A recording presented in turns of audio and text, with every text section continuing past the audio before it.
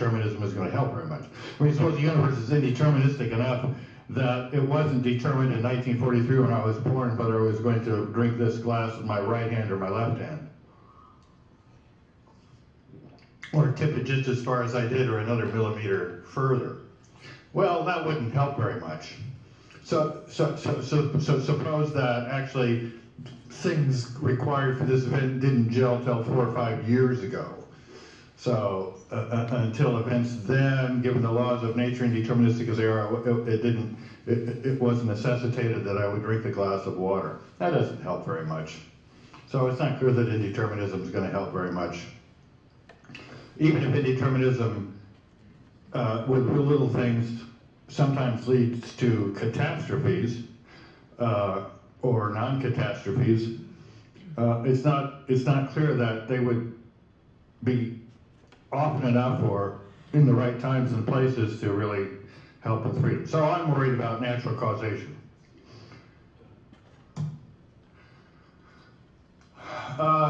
Well, given that you're worried about either determinism or natural causation, then there's two things you might be worried about, or both. One is you might think the incompatibility, the reason we can't have responsibility, freedom and responsibility, is due to the fact that responsibility requires the agent could have done otherwise, but if human action is determined or even naturally caused, the agent couldn't ever have done otherwise, or at least in an extraordinary number of cases that we worry about, couldn't have done otherwise. We just won't have enough can doing otherwise around to support our feelings about how free we are and how responsible we are. So the big argument for the leeway incompatibilists is, of course, the various versions of the consequence argument by people like von Inwagen and Wiggins and Carl Genet. There's well, I forget that.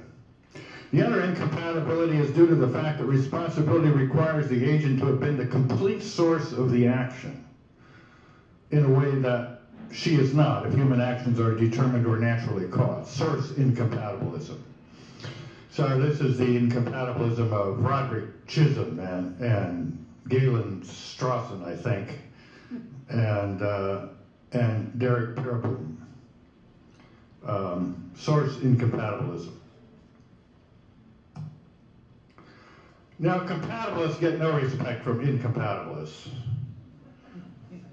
From David Hume to John Fisher to Mark Ravizza to Joe Campbell. Is he here? Well, and I won't even mention him. Huh? He Skyped in. Oh,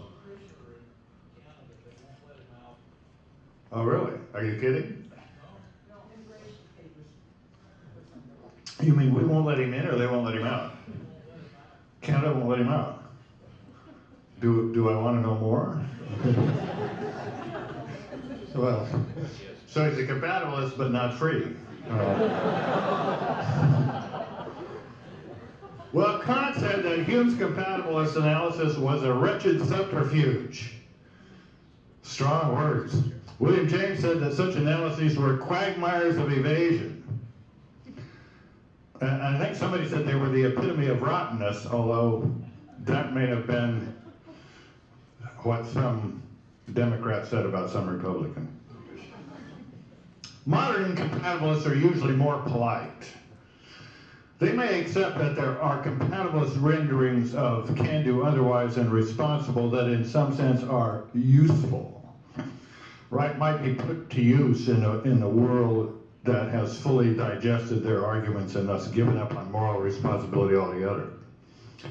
But the compatibilist analyses do not get at what we really mean. They do not connect with our visceral senses of free and responsible. That's what Pereboom says and a number of others. My aim is to defend the compatibility of moral responsibility in the intuitive, full-blooded, natural, useful, everyday sense, with the natural causation of human actions against both the leeway argument and the source argument. Now, to defend this charge against a kind of responsibility so defended, that is that the compatibilist notion really isn't the real notion we care about. But I want to say no, it is. It's not just some possibly useful but watered down second-rate substitute for that notion. It's the real thing. That's a pretty subjective thing to argue for. But so now I'm going to tell you about what it is to be able to do otherwise. That's step one, I guess. Very simple picture. So I think basically human action involves movements of the human body. There's thought, of course, but if we're physicalists, that involves at least changing your brain, and if not, we'll set that aside. And so I think the basic thing is, to start with, is that we have the ability to execute certain types of movements. And this is a matter of just your physical being. Do you have the right limbs? You don't have any arms, you can't salute, at least not in a normal way. You can't do that.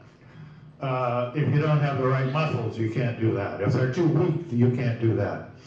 So a person has such an ability if they have the right bodily parts connected in the right way, connected in the right way to their brain and nervous system, so that it's all intact, right? And that they're strong enough. Maybe they didn't have the ability to do something for a while, but now they do because they've limbered up. And this can be impaired. For example, if Bill rushes up and grabs my arm, I won't be able to execute that motion.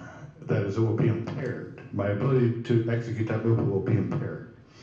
So this concept of unimpaired ability to move throughout a period of time. What period of time? Well, the period of time when you have all those arms and legs and muscles and tendons and connections that are involved in a human being moving that way. Now, given that, at a given time, an agent, S. Well, my agent has two names for use in philosophy of language talks, S and A, I guess. Now, there should be an agent A can bring about P if, now P is a proposition. It's actually, in most of these cases, would have to be, if we were going to put it absolutely accurate, a propositional function that gave you a proposition given the time and the agent, but I'm going to just slough over that. It'd be more natural to say, bring it about that P, but I don't do that because then P would really be a sentence, not a proposition. This is something that bothers me greatly. It doesn't seem to bother anyone else.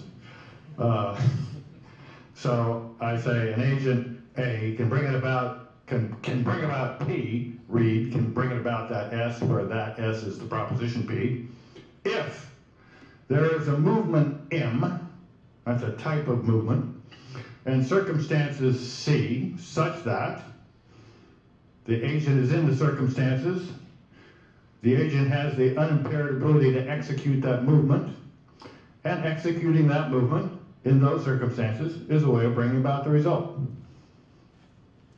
Just kind of, some capital letters, italics thrown in there to make a perfectly ordinary idea look somewhat interesting.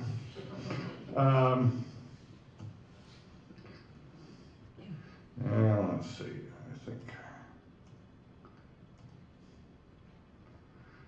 I'll go to a couple of examples and then go back to that other stuff.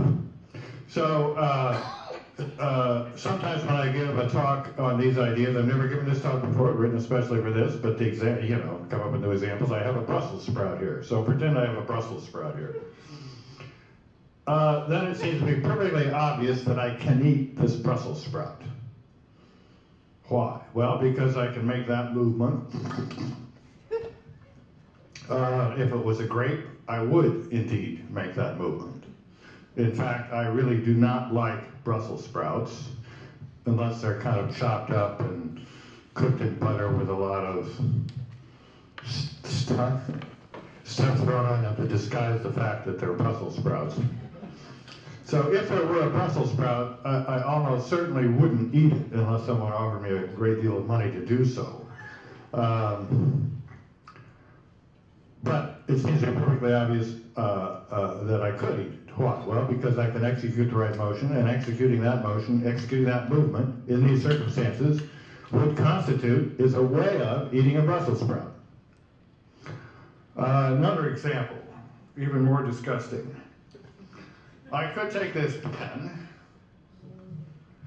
and I could make this movement and then that movement, and jam it up my nose until I bled all over the podium and disgusted most of you. Now, I'm not going to do that. You'll be relieved to know. I have no desire to do it. I have a strong desire not to do it. I have no reason to do it whatsoever. So I'm quite certain I'm not going to do that, but it seems to me that I can do it. Why? Well, because I can execute the requisite motions, the requisite movements. Bill's not sitting close enough to impair me if I get started, although he would probably try. And if I were to do that, I would jam this pen up my nose and bleed all over the podium. We'll go back to the other one. So that's why it's plausible. You've got basic abilities to execute movements, and then you've got circumstances, and then you can do it. Now, have I missed something? Have I overlooked something obvious? Well, no, but I've overlooked something that, unless I don't consider it, you'll devise some kind of consequence argument.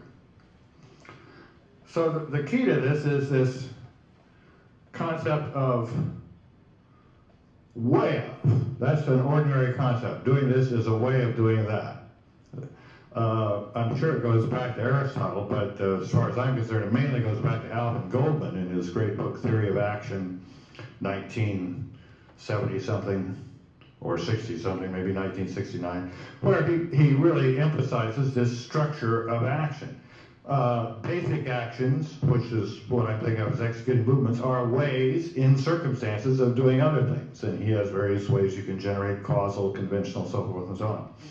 But the basic idea is that that's really a part of our conception of action, that doing one thing is a way of doing another in certain circumstances. And really that's part of our conception of action that seems to be absolutely basic to the whole organization of folk psychology, our whole system of concepts for dealing with people and what they do and why they do things. Because the job of belief is to figure out the circumstances.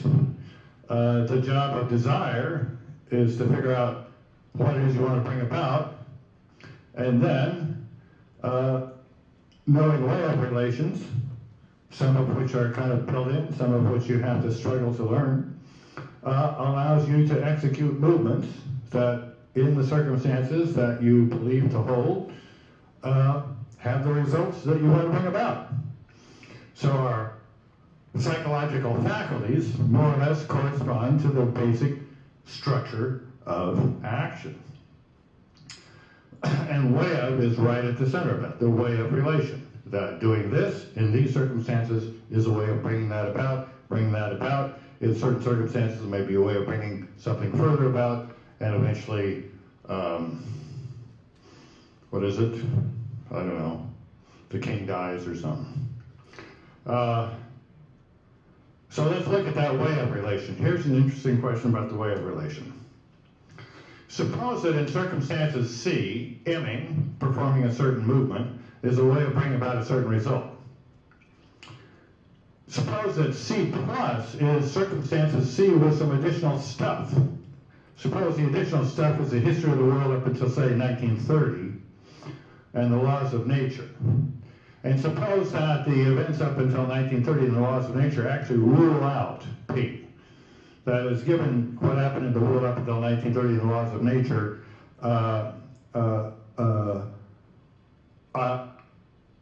the proposition Perry jams his pen up his nose in the middle of his keynote address is determined to be false. Why would that be? Well, because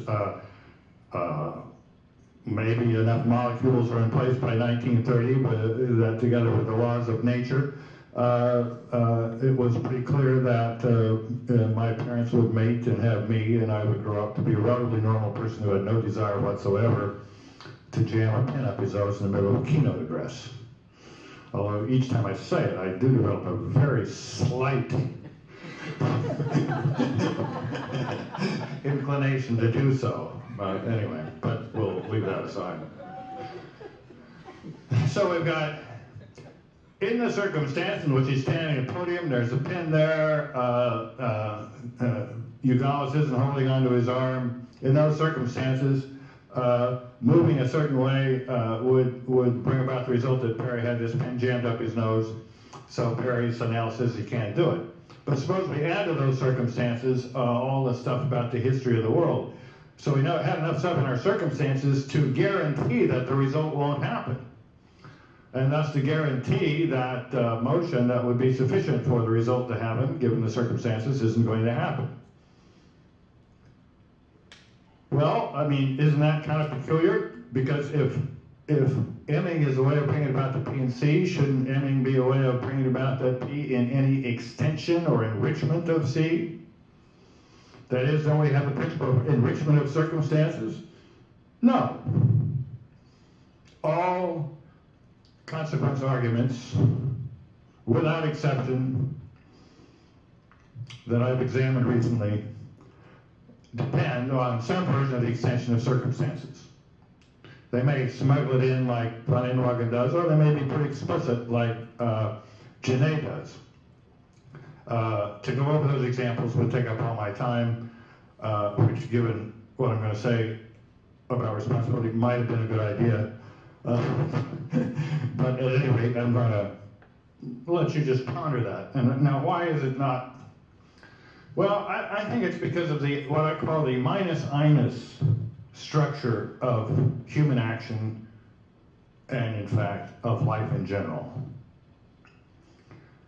An inus condition comes from John Mackey, and what he meant by that was an insufficient but necessary part of an unnecessary but sufficient condition. Now, last time I looked it up, one of those letters I didn't have standing for the right thing, but it meant the same thing. And now I can't remember what it was. So inus, that's the way I learned it. Insufficient but necessary part of an unnecessary but sufficient condition.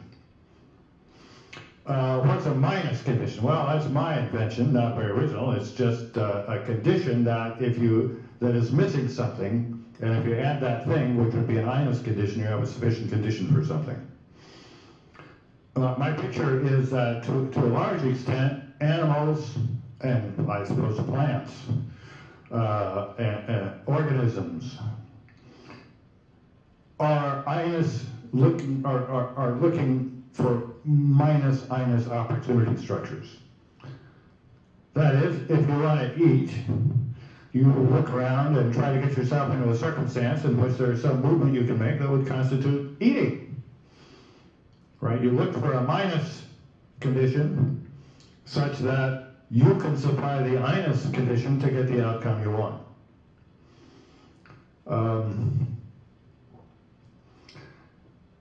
In these cases, the inus condition will be one we can bring about, or at least try to bring about, by executing movements. Now, to be an opportunity structure, I say the minus-inus condition must be a consistent combination.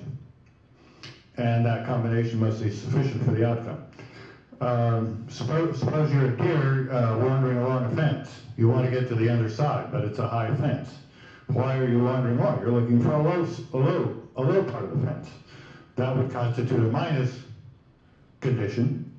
And then you could execute your deer jumping abilities, which deer are pretty good at knowing how high they can jump. And if you've got things right, you'll make it over the fence. So these structures don't just have to do with human deliberation; they just have to do with the way intelligence works, what perception and action and desire, how they work together.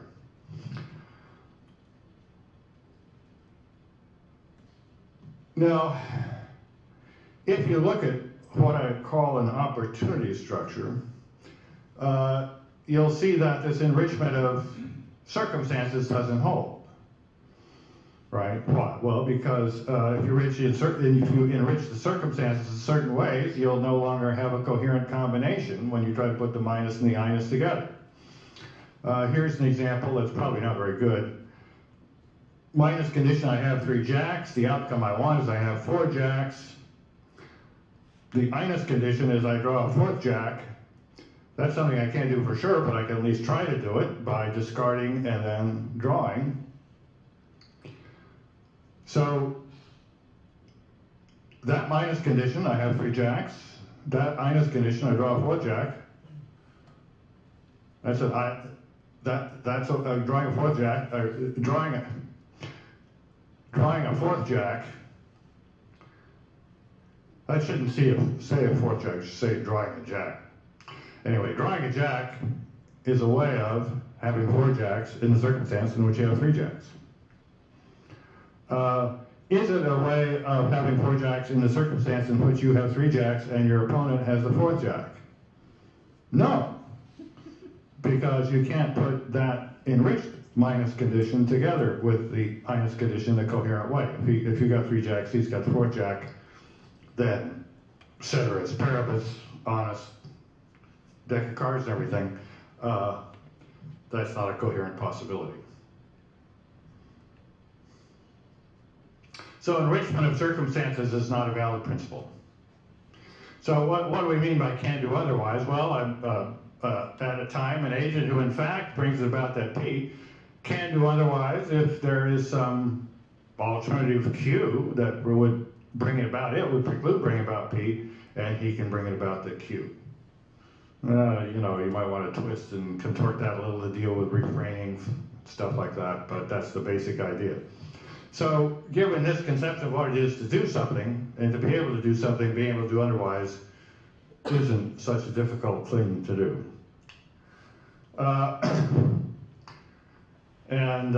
So even though I did not eat the Brussels sprout that we imagined to be there, I could have, but I did otherwise. I could have done otherwise, I could have eaten it. Even though I didn't jam this pen up my nose, I could have done otherwise than I did. Now buying 2% milk at the store. The situation I have in mind is this. I'm going to the store, my wife is actually sending me to the store to get milk. She says, get 2% milk, do not get whole milk, do not get skim milk, get 2% milk, that's what I like, that's what I want, please get 2% milk. I go to the store, scenario 1. There's no 2% milk. There's whole milk, there's skim milk, but there's no 2% milk, so I bring home whole milk. My wife says, you idiot. I told you, what are you, an idiot or just an unfeeling SOB? I wanted 2% milk and you brought whole milk. And I say, there was no 2% milk. So I couldn't have brought you 2% milk. She says, oh, I'm sorry. If there wasn't 2% milk, you're not responsible for not bringing home the 2% milk. Scenario 2. All 3 kinds of milk are there. There's 3 movements I can execute. Pick out the milk on the right, pick out the milk in the middle, pick out the milk on the left. 2% milk is in the middle. Instead, I pick out the milk on the right, the whole milk. I bring it home. My wife says, as above. I say, yes, there was plenty of 2% milk, and I remembered what you told me, but I just preferred getting the whole milk. Not because I really like it, just to irritate you. Now I think I'm responsible for bringing home the 2% milk. In the first place, I had all the movements I needed, but the circumstances weren't right. In the second case, both the circumstances and the movements were there. So I want to suggest an agent is morally responsible for bringing about the P, if and only if he brought it about. He could have brought about not P, that is, could have done otherwise. And his decision to bring about P, rather than doing otherwise, was the result of a reason-responsive process that meets all the compatibilist requirements. Now, this is just shorthand for what Fisher says. plus what others have said that should be added. Fisher and Ravizza have this very compelling view that moral responsibility requires, and indeed amounts to, doing something as a result of an internal process that meets various requirements, the key one of which is reason responsiveness. Other compatibilists have suggested other things, maybe having to do with life goals or higher order reflection, stuff like that. I'm not going to try to adjudicate between all these good ideas from compatibilists. I'm just going to help myself to them. Because the person I'm going to be criticizing, Paraboom, is basically not worried about the details either. So A's decision to bring about P rather than doing otherwise was a result of a reason-responsive process that met all the compatibilist requirements. So, for example, in scenario 2, I brought the whole milk. That is, I brought it about that we had whole milk. I brought it about that my wife did not have 2% milk. I could have bought the 2% milk instead of buying the whole milk. It was there. I could execute the movement. The circumstances were such that movements I could execute would have resulted in my bringing home the 2% milk and not the whole milk. And my decision not to buy the 2% milk, had they got the whole milk instead, was made in a reasons responsive way. I thought, what should I do? My wife wants 2% milk, but I'm really irritated with her. I don't really care, but it would be nice to express my irritation with her. Besides, she's so cute when she gets mad. So, although I suppose it's in some sense the wrong thing to do, and I would be blameworthy, although not, not in any serious way, not imprisonment, she would be out of bounds shooting me. I think I'm going to get the whole milk. So I did it in a reasons responsive way. I thought it through. I was responsive to reasons. I'm not morally blind. No, it wasn't that I have an irresistible urge when in the presence of whole milk to buy it, or some kind of 2% phobia, so I can't buy 2% milk. None of those things appeared. It was just an ordinary paradigm compatibilist, reasons responsive way of doing the morally incorrect thing. So I was morally responsible for buying the whole milk and not buying the 2% milk. Now here's our man Paraboom. For an agent to be morally responsible for an action is for it to belong to her in such a way that she would deserve blame if she understood that it was morally wrong, and she would deserve credit or perhaps praise if she understood that it was morally exemplary. That's it. That's his explanation of moral responsibility. It's not just a necessary condition. It's what it is. It's got an interesting phrase in the middle of it. Belong to her in such a way. If we formalize that, there'd be some quantifiers there, because he doesn't say what that way is. Now, in fact, as I understand Paraboom, he thinks that way is the way that something belongs to you if it's the result of agent causation and not event causation. So in that he agrees with people like Chisholm. He also believes, unlike people like Chisholm, that there is no agent causation. He doesn't necessarily believe it's incoherent, but he just thinks, as a matter of fact, given the way the world works, there isn't any. So he is what he calls a hard incompatibilist, I think, yes. He believes that responsibility is inconsistent with determinism and indeed with natural causation, and he draws the conclusion there is no moral responsibility. But this all hinges on what it means to belong to her in such a way about which the only candidate he offers is something he doesn't believe ever obtains, and many people believe makes no sense. Just register that. Now he gives us what he calls the four cases argument. This argument is supposed to show that, I mean, in all four cases, we're going to have the reasons responsiveness criteria for moral responsibility satisfied, but in all of them, we won't intuitively have moral responsibility, according to Parabon, and this will Parabon, and that will create a problem. So in the first case, Professor Plum is created by neuroscientists who then push buttons which cause him to develop into a rational egoist and possibly a Republican or a Tigers fan. But those particular sorts of depravity don't need to. As such, he decides to kill Ms. White for the sake of personal advantage and succeeds in doing so. Plum meets the reason and responsiveness conditions of Fisher and Ravisa, as well as other compatible conditions by Hume, Frankfurt, and Wallace. Parabon's intuitive judgment, Plum is not morally responsible. Hence what I'm calling the RR plus conditions, that is Fisher, Ravisa, plus whatever you want to get from these other guys, are not sufficient for intuitive moral responsibility since the conditions are met, but Plum is not morally responsible. Case 2. Now Plum is born of woman like the rest of us, but he was programmed early in life by neuroscientists to weigh reasons in a rational, egoistic way.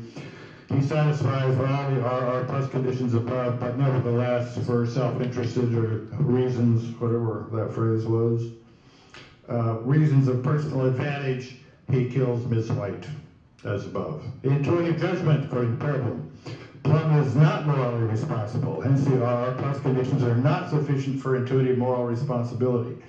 Since the conditions are met, but Plum is not morally responsible. So in both the first two cases, the RR plus conditions are met, intuitively is not morally responsible, so at worst they're wrong, at best they're getting at some concept other than our ordinary intuitive notion. That's the first thing that we bring to bear. Case 3. Plum is an ordinary human being, raised rigorously by home and community, so he ends up as a rational egoist, just like the fellow in the other cases, and murders Miss White for reasons of personal advantage, just as in the other cases. What Parabon says, if the compatibilist wants to claim that Plum is morally responsible in this case, he must point to a feature of these circumstances that would explain why he is morally responsible here, but not in case 2. However, it seems that there is no such feature. Causal determination by factors beyond his control most plausibly explains his lack of moral responsibility in the second case, and we seem forced to conclude that Plum, who's lost his capital P, is not morally responsible in case 3 for the same reason. Now, footnote here, or something, Parabon is a little bit confusing, or at any rate, when an old guy like me reads him, I get confused. Because he's perfectly insistent that he is not just worried about determinism, he's worried about this broader thing I call natural causation. He thinks that moral responsibility is incompatible with event causation of all human actions, whether it's strictly deterministic or there's some determinism involved. He buys a version of the luck argument. He doesn't think that Keynes' version and other people who've tried to get around the luck argument, that's Hume's argument that an indeterminate event isn't a matter of doing something because it's uncaused isn't a matter of free will, it's a matter of luck, if it's the right thing. Yet, in certain cases in this fourth case argument, he does bring in causal determination. So, for my purposes, I read that in a weak sense. I don't think it affects the plausibility of his argument. I just say causation by factors beyond his control. Case 4, Plum's just an ordinary guy, raised in an ordinary way, who ends up as a rational egoist who kills Ms. White for his own selfish reasons. Paradigm. Given that we must deny moral responsibility to Plum in case 3, could he be morally responsible in this more ordinary case? There would appear to be no differences between case 3 and 4 that could support claims that Plum is not morally responsible in case 3 but is responsible in case 4. So what's the upshot of all this? Paraboom thinks that the RR plus analysis of moral responsibility applies in all 4 cases, but the intuitive concept of moral responsibility does not. It clearly does not apply in the first 2 cases, and that presents a problem in the last 2 cases unless we can say what the difference is. For an agent to be morally responsible for an action, to repeat, is for it to belong to her in such a way that she would deserve blame if she understood that it was morally wrong, and she would deserve credit or perhaps praise if she understood that it was morally exemplary. But what is it for an action to belong to an agent in, quote, the right way, so that the agent deserves credit or blame? Now, just a kind of reflection, I guess methodological or metaphilosophical, although I hate those terms.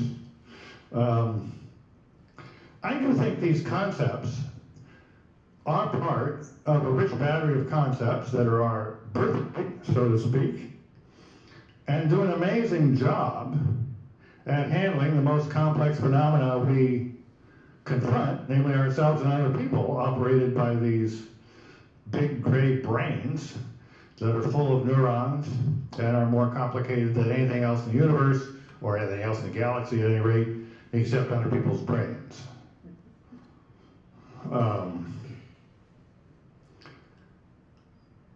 I came here because I thought a large number of you would be here, and a large number of you were here because you felt others would be here, and maybe because you thought I would be here. How did we know that these brains that have been vectoring us all over the western part of the United States, or maybe even larger areas over the past couple of weeks, would end up with such a large number of us being assembled here at 1:30 in the afternoon? Well, on the basis of beliefs and desires, basically. There's some intermediate steps. We read a program, we assume the program was produced as according to someone's directions, that whoever gave the directions had reasons for doing it, that the reasons were such and such and so and so. So it's an incredibly rich theory, and it's under attack from all directions. Philosophers like Steve Titch and Paul Churchland thinks it's just like a stupid old theory, like something about witches. Then scientists have gotten into the habit of writing books about freedom and responsibility that say with considerable, excitement that these concepts don't apply because we're physical beings or because we're not conscious of every part of our episodes of decision making. Well, I resist this. I love these concepts. I'm not going to give them up. They're working concepts. They're concepts that are not exactly observational concepts, but they're connected to observation. We walk around and we see what we can do and what we can't do. We can find out what movements we can execute and not execute, and we can see what the circumstances are and see if executing those movements will be a way of doing something we might want to do or might want not to do. We can compare the different ways we can bring about a chosen outcome to decide which one would be most fun or least onerous or cheapest. We draw a distinction between people who are responsible for doing things we appreciate or don't appreciate and people who aren't responsible. And we treat them in different ways, right? If my wife thinks I'm responsible for not bringing home the 2% milk, she'll stay mad all day.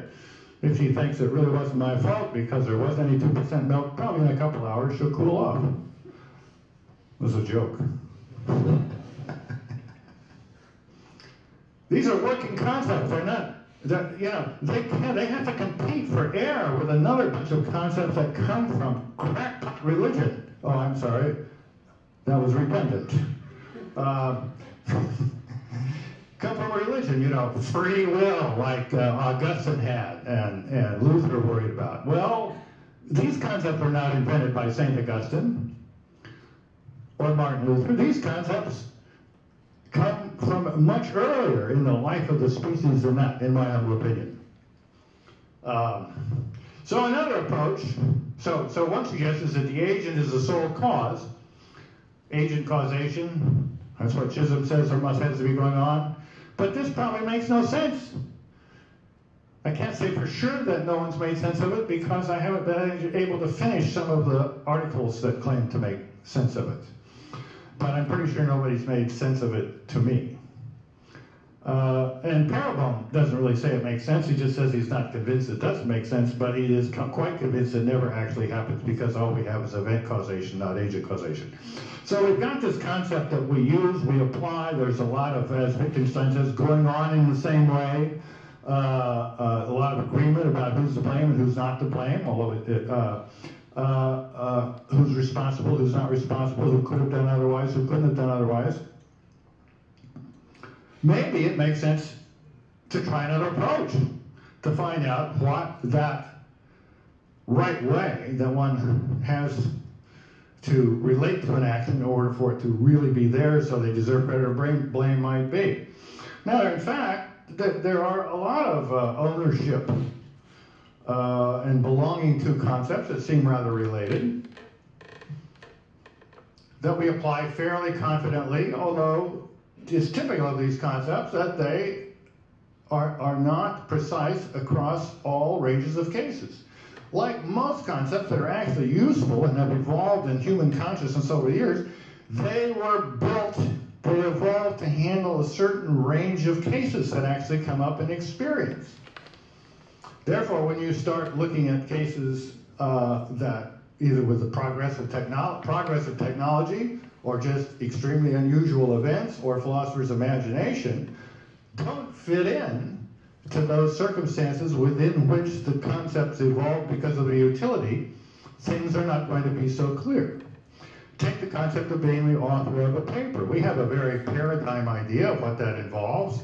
You know, somebody reads a bunch of stuff, they think about a bunch of stuff, they sit down, I guess not at a typewriter anymore, but they sit down at their laptop or with pen and ink, and they write.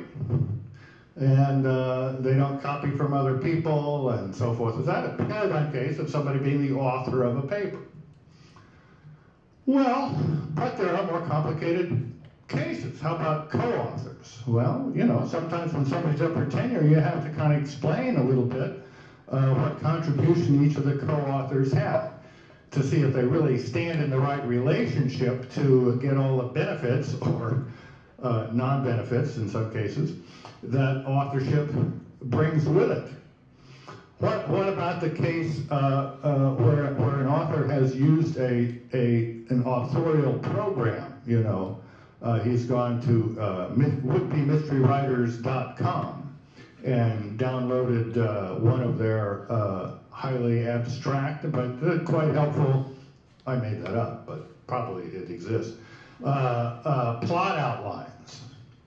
Right, and then he goes to characters for wouldbewriters.org, and it says he needs 2 slutty females, 2 nuns, 5 guys of a nondescript sort, and a mysterious but accessible location, and it gives him a list with a paragraph or 2 about each. Then he combines those into a novel. Is he the author of the novel? Well, he played an author-like role in the production of the novel, but you might, if you were teaching the creative writing class and he handed in, you might say, you didn't really write this. It's a marginal case. It's not a clear-cut case. Being the inventor of a new gadget. Well, I could give similar examples. The point is, we have paradigm cases that these apply to, and that makes them useful. And as we get away from the paradigms, it may become more shaky. And the best thing maybe to say, well, here's what happened. He wrote it. The words he wrote had never been written before. He had a number of decisions to make, which characters played which parts,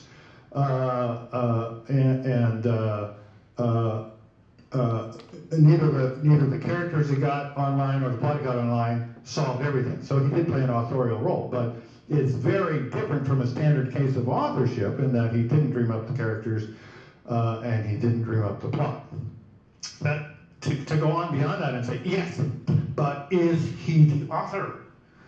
Is a judgment that doesn't make much sense unless it's forced, say, by a court case or something, in which case everybody will realize it's not just applying a concept in a straightforward way to a murky case.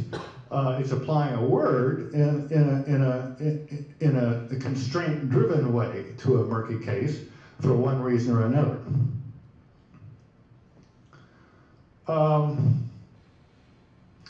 Now, it seems to me that if we think about these authorship things, one generalization we might make that seems relevant to Paraplum's cases is the less other agents are involved, the more clear-cut the attribution is.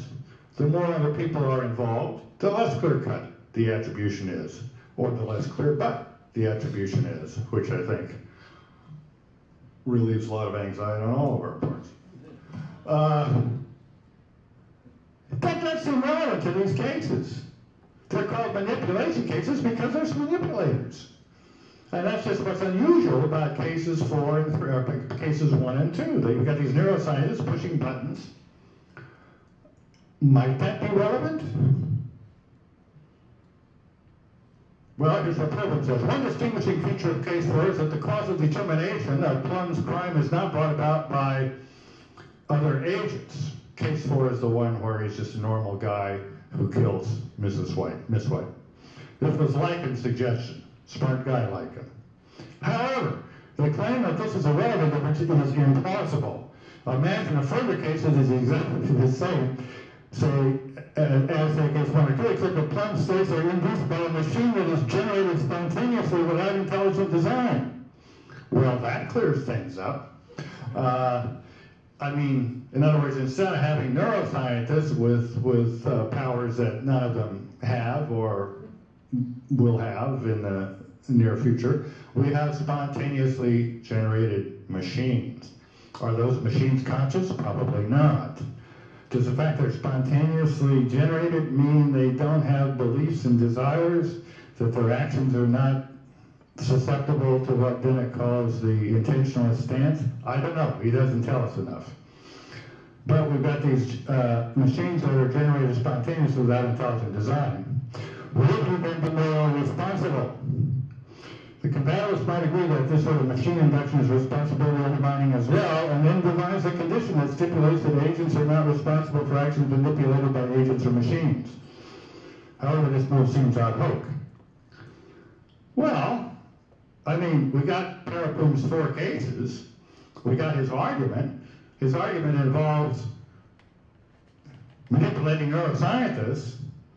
It doesn't seem like a totally ad hoc reaction to say, maybe I forgot something in my analysis of compatibilist freedom, and the contribution by manipulating neuroscientists or other agents, or maybe even machines, might possibly be relevant. That is one thing the compatibilists could do, a very compatibilist kind of thing to do. Say, oh, gosh, Dirk, I've learned from your 4 cases, and I'm going to change my analysis. I'm going to say that as before, an agent is morally responsible for bringing about the P. If he brought about the P, he could have brought about something else. His decision to bring about P rather than doing otherwise was a result of blah, blah, reason responsibly, blah, blah, that meets blah, blah requirements. And, that's what I said before, and in addition, the Paraplum insight ad hocly developed. A's contribution to the result of P and the contribution of other agents to the factors that contribute to A's bringing about that P are such that the action belongs to A in the right way for A to be blamed or credited. No, that's a promissory note. I'm not telling you what the right way is. But why should I? If these are empirical concepts that play an important role in human life and have to do with human sensitivity to things that they often haven't themselves conceptualized, but simply are attuned to, as I think they all are, the fact that we notice that there is such a relationship that we do respond to doesn't require that we be able to say, without further investigation, what it is. And indeed, Proudhon didn't either. As I said, when he cites this, it's got a big quantifier, the right for, right? So why can't the compatibilists help themselves to that as well as the incompatibilists? But one thing we do know about this, it seems, is that insofar as this is a matter of degree and not defined for all circumstances, neither is moral responsibility. That is, it seems like this relationship of the authorial relationship or the inventor relationship or the blameworthiness relationship is a matter of something that humans notice, care about, and act upon, but came to do so because of a history in which that whatever they're getting at, whatever they're noticing, exhibits itself in a wide range of cases in a way that makes those judgments relevant. It doesn't mean that we have here a concept that applies in all conceivable circumstances. Most concepts simply aren't like that. Usually we have paradigm cases, marginal cases, cases that suggest its application is a matter of degree, and a large number of cases where the best thing to say is it's just undefined. I can tell you what the various factors are that are relevant here, but they don't add up to a clear-cut case of this, or maybe not even also to a clear-cut case of not this. So, from this point of view, I want to reconsider Plum's cases in reverse order. Case 4, Plum is an ordinary guy raised in the ordinary way who is responsive to reasons and meets the undercompatibilist conditions. He is a rational egoist, and he kills Mrs. White. She's got married since the earlier consideration of her murder. No, that doesn't work, does it? Because if she was murdered, she wasn't able to get over. Strike that. Must be a misprint. And kills Mrs. White for personal advantage. Intuitive judgment. Smith is morally responsible for murdering Mrs. White, and no other agent is responsible for Smith being the way he is. This is to make a distinction that it seems to me extremely intuitive and important, the distinction between being morally responsible for doing something and being morally responsible for being the kind of guy that had that defect that led you to do it.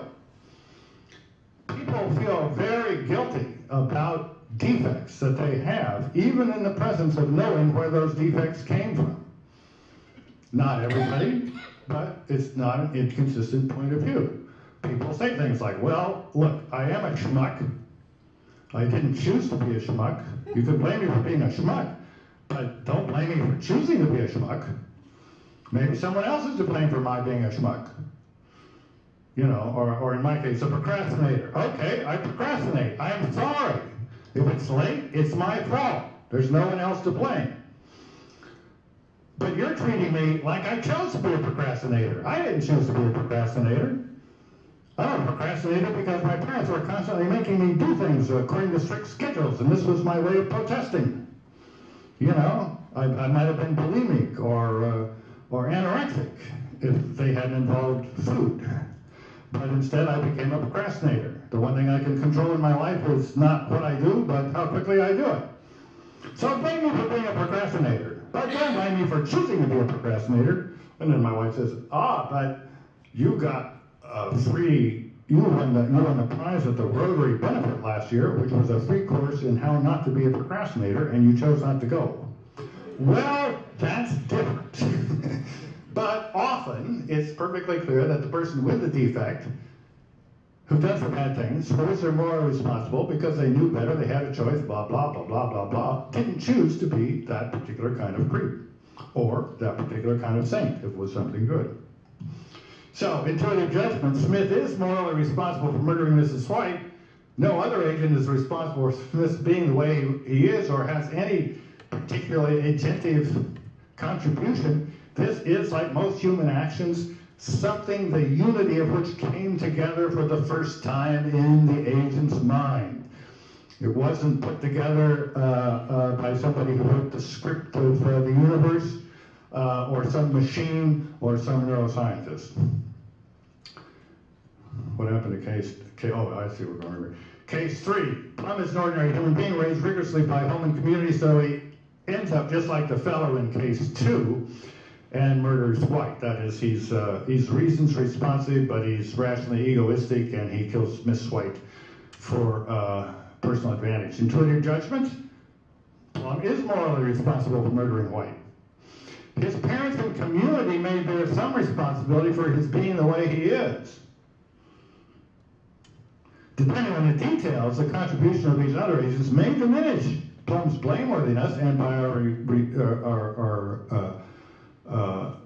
redesigned compatibilist analysis, also his moral responsibility. Case 2. Born like the rest of us, Plum nevertheless was programmed early in life by neuroscientists to weigh reasons in a rationally egoistic way. He satisfies the RR plus conditions, but nevertheless kills White as above. Intuitive judgments. These are my intuitions, whatever intuitions are. The neuroscientists are morally responsible for Plum being the way he is. Plum fulfills most of the conditions for moral responsibility for murdering White. But it's not a paradigm case of moral responsibility, because the morally defective preference structure that led to the murder was a result of manipulation by other agents. And then there's a question of details. Why were these other agents doing this? Were they creating this preference structure in Plum as a way of getting Miss White out of the way? Or as a way of increasing the probability that he would kill a certain category of people they didn't want around? Or was that just a kind of fortuitous accident that they didn't foresee at all? Depending on the details, this may be a case in which our concept of moral responsibility does not apply. Case 1, Professor Plum is created by neuroscientists who then push buttons, blah, blah, blah, blah, blah, blah. Intuitive judgment. The neuroscientists are morally responsible for Plum being the way he is, and bear some considerable moral responsibility for the actions he performs as a result of being the way they made him. Much like Dr. Frankenstein. It is neither the case that Plum is morally responsible for murdering White, or that he is not. The case is simply too different from the situations the concept of moral responsibility evolved to handle because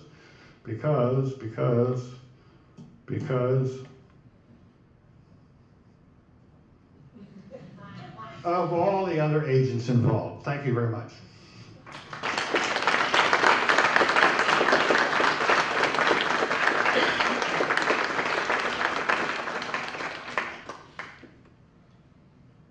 Incompatibles? You're just totally floored, convinced, seeing your life's work defending incompatibilism go up in smoke at this brilliant analysis? Maybe not.